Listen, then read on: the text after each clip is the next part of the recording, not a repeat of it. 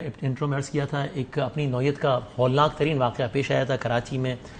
بلدیہ فیکٹری میں، سب کو یاد ہے، اور 250 سے زائد افراد 260 کے قریب لوگ اس میں جان سے گئے تھے، اور پھر یہ بات ہے کہ آگ لگی نہیں ہے بلکہ آگ لگائی گئی ہے۔ ہم خود اس وقت، مجھے یاد ہے اس دن میں کراچی میں تھا، ہم گئے تھے وہاں پہ، ہم فیلڈ پہ پھر کوریج کرتے رہے، بعد میں اس کو بہت سارا فالو اپ کرتے رہے، پھر اس کے بعد کچھ گرفتاریاں ہوئیں، پھر اس کے بعد انسداد دہشت گردی سے 2 افراد کو،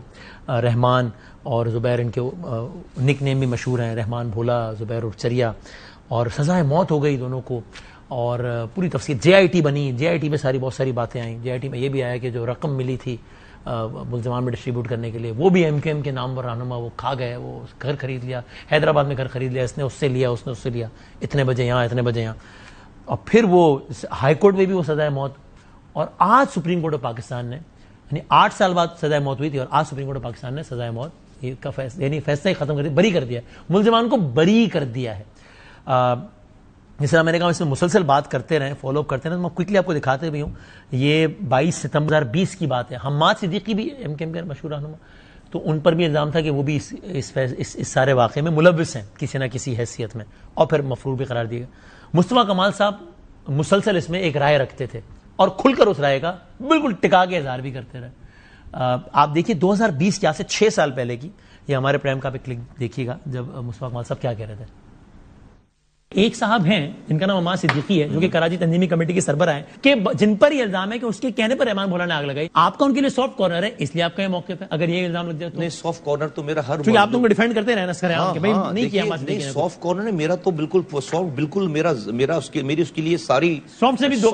قدم آگے، اس لیے ہاں، تو جن کو مبینہ طور پہ ماسٹر مائنڈ کہا جا رہا ہے ان کے لیے آپ کہہ رہے ہیں۔ ہاں میں کہہ رہا ہوں آپ کے سامنے، پہلے دن سے کہہ رہا ہوں اس والی بات کو، اس لیے کہ آپ دنیا ایک طرف ہو جائے، مجھے اگر جس چیز کا پتا ہے کہ کام نہیں ہوا، یہ کام نہیں ہوا، آپ ابھی تھوڑے دن اور انتظار کر لیں، ابھی ہائی کورٹ میں چلی جائے گی بات، آپ کو پتہ چل جائے گا، سرخرو ہوں گے وہاں سے، آپ کو یقین ہے؟ مجھے پتہ ہے نا اس والی بات۔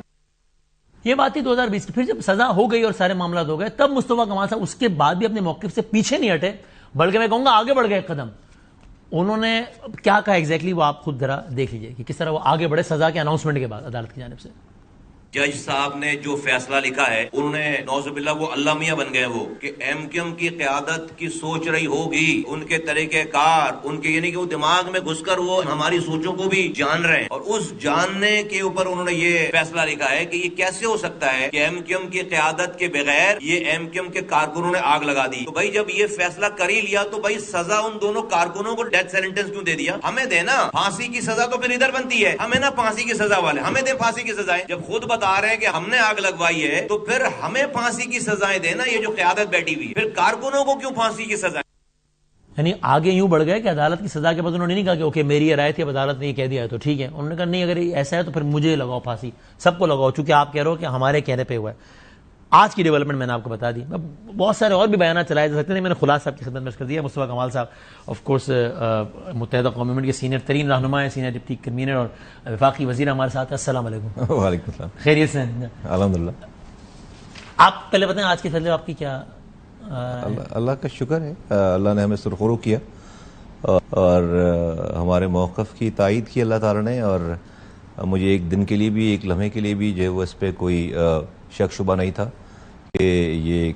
ایک بہت ہی غلط اور جھوٹا کیس ہے۔ یہ نہیں کہہ رہا کہ ہم لوگ کو فرشتے لوگ ہیں، بہت سارے غلط کام ہوئے ہوں گے، کیے ہوں گے، یہ والا کام نہیں کیا تھا،